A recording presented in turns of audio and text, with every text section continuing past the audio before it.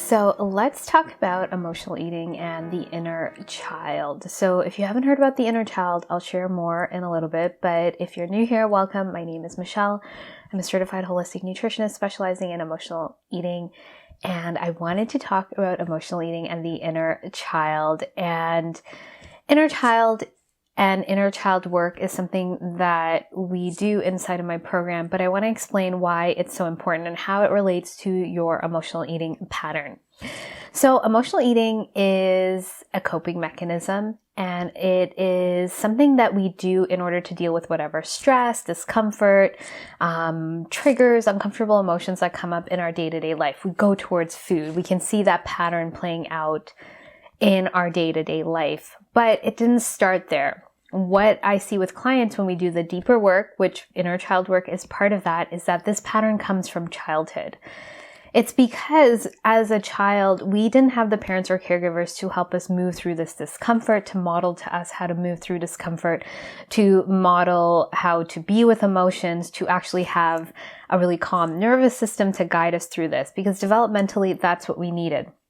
When we don't have this as children, we are left with that discomfort. And it literally doesn't feel good. And we have to do something to try to get out of that feeling. And so we start coping. And so we might cope. And what we do, especially as emotional eaters, is use food. Because food, we've already been around food. It makes us feel good. Processed food, junk food, it makes us feel good. And we start going towards that food because it gives our body a temporary calm. It's a dopamine release.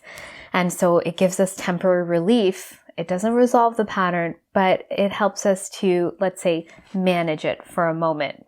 It's not a great way because, of course, down the road, it has implications for your health and your well-being. You feel out of control.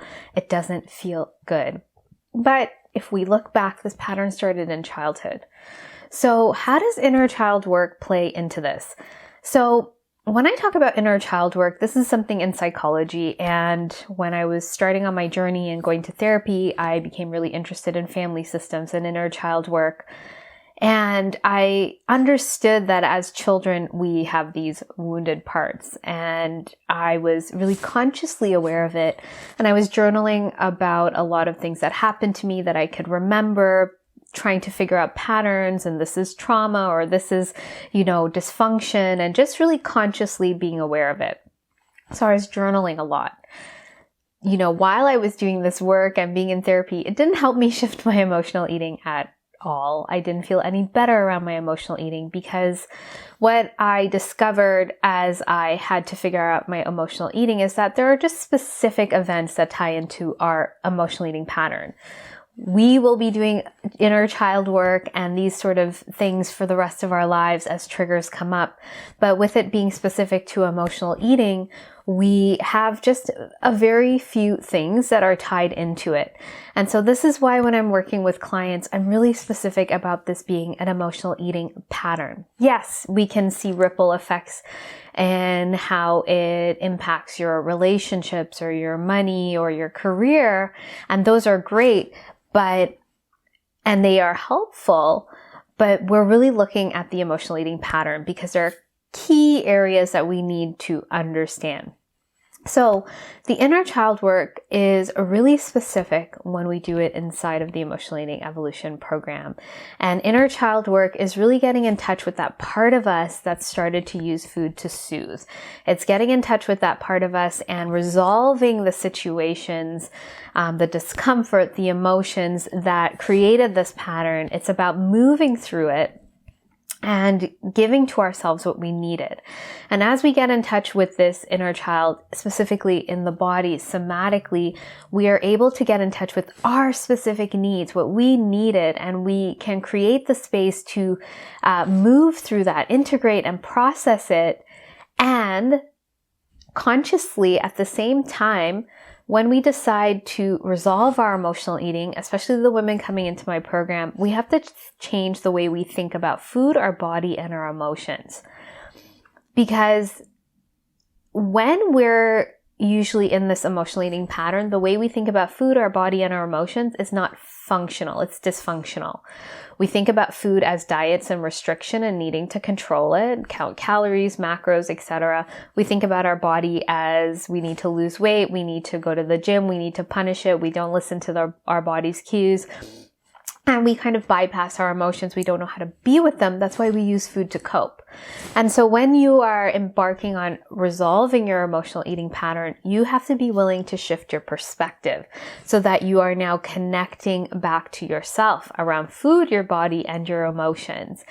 And this is you consciously creating a new way forward as you, so that you're not punishing yourself around food. You're not punishing yourself around your body or your emotions. You are becoming the parent, the adult that you needed as a child. Because otherwise, if you are not in that headspace consciously and you're doing this work on your own, sometimes my clients are not quite there. And so that's why when I do private sessions with them, I can help them see a new way. When you do inner child work, it's like you're re-punishing yourself, because right now the consciousness you have and the way you've been dealing with your emotional eating just keeps, you're like hammering into that inner child, and it's going to trigger more and more emotional eating. You can almost think of it as you consciously being a parent and having a child. And if you're already a parent, maybe you've been doing this work, maybe not. This is very eye-opening. If you have emotional eating issues and you have a child and you are still in this yo-yo pattern, that means you are still perpetuating the old ways of doing things. You're not learning a new way to be more open, compassionate, understanding, attuned to yourself. And most likely that's going to translate to how you are around your child or even with your child. So this work is very powerful and deep. And so in the Emotional Eating Evolution program, you're learning a new way, a new structure to be.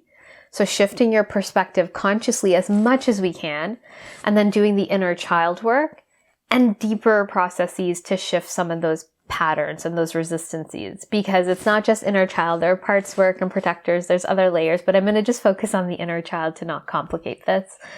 And so when we're doing this inner child work to get into the pattern, we use triggers to really access specific events to get into these layers. And this is what makes it powerful. We're not healing all your inner child wounds. We're not going back to every situation you had in childhood. Most likely what you think created your emotional eating, there's a good chance that's not what created it. Because tons of clients, they've gone to therapy, they're very aware. And when we actually get into the pattern, it doesn't look like that. Or it's an angle that they weren't consciously aware of. Because this pattern is hidden. If you haven't figured it out yet, it's still there, hidden. It's not going to be something you're super aware of. It might be something you visited in the past in therapy, but you didn't resolve it at a body level, at a deeper somatic level, and you didn't integrate it. So all of these things are happening. We have to look at this at a deep level. That's why I love using the somatic meditations with psychotherapy tools. It is a specific way of getting into these roots. It is utilizing inner child work. It's using parts work. It's using somatics. It's using, timeline. It's different tools we use within that, in order to get into the root of this. And so inner child work, we have to be doing two things at the same time. We have to be shifting the way we think about our pattern while getting in touch with the deeper root so that we can actually give our inner child what it needs. What I've seen is that if you are not in touch with what a child needs at a conscious level, it's going to be much more difficult to do inner child work because the compassion and attunement is going to be a bit lacking. I don't find this with a lot of clients, and obviously through the process of the program, they're learning deeper and deeper ways to connect in. And that's a matter of being with what is presenting at the time. But if you have some awareness of that, it helps with that deeper inner child work. And why that's so profound is that when you start meeting the deep needs of that part of you and integrating it, it shifts the pattern. You resolve and meet the true needs. So the inner child no longer needs to go, or that part of you no longer needs to go to food to soothe, because it sees that that is not meeting my needs. That's a band-aid. And so then you are creating true resolution, and then you can be aware of when that's triggered, what you need to do in order to meet your true needs. And this is what dissolves this pattern. And so inner child work is really important and potent, but I just want you to be aware that you don't have to do inner child work like you get a book on you're going through each age. When it's specific to your emotional eating, like, you are more than welcome to do that. But what I find in life, if your emotional eating pattern is presenting, work on that. Work on whatever is presenting to you. You don't want to go digging up for trauma. You want to look at what's presenting for you. So if emotional eating is really in your face, you're just tired of it, work on that pattern. Don't go and work on some other pattern. Work on whatever is relevant to you, because that means it's sort of bubbling up close to the surface of your subconscious where you're ready to access it. You don't want to go digging deep into things just for no reason. If it's not impacting your life right now, allow it to be. So obviously, if you're here, it's impacting your life. So inside of the Emotional Eating Evolution program, we are working on this level, but not just like every session we're doing inner child work. We have to be creating the new way forward. So we're creating a structure around food and nourishing your body. We're creating a structure around your body and what it needs in terms of routine and rituals. And you're checking in where you can start implementing these connected steps in day-to-day life right away in the program. And where you bump into resistance, we explore that. Is it just a matter of strategy? Is it a matter of mindset? Is it a matter of trauma? Then we can go into that deeper layer. And so when we're seeing the emotional eating pattern, we're going into these deeper layers of where you're stuck, where the inner child is not getting his or her needs. I work with mostly women, needs met. And so we're resolving that so that you can meet your true needs and then move forward, so that you're no longer using food as a band-aid or trying to create a body to look a certain way as a band-aid for acceptance and for those deeper needs. You're actually doing the deeper work. And this is what creates resolution around your emotional eating. It creates ease and peace around food. It creates ease and peace in your body. It creates confidence, because now you know what is genuine for you, what is authentic for you. And so this is such a transformational process. You start meeting your true needs and moving in the direction you want to, just feeling more empowered, more embodied, and more confident. So if you are curious about the Emotional Eating Evolution program, I'll put a link below. You can find out more details around it. But as a first step, I always suggest to women that come to me to start learning to discern true from emotional hunger. This is the doorway into this pattern and catching your triggers. So I have a free guide called What Are You Truly Hungry For?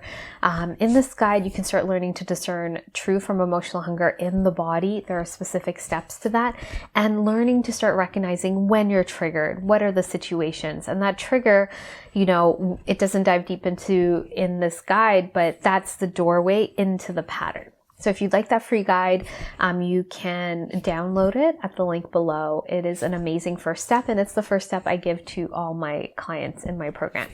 So I just want to say, if you have any questions about what I've shared, please let me know. Please be sure to like and subscribe if you haven't. And I look forward to sharing more with you, and I hope you have a great day.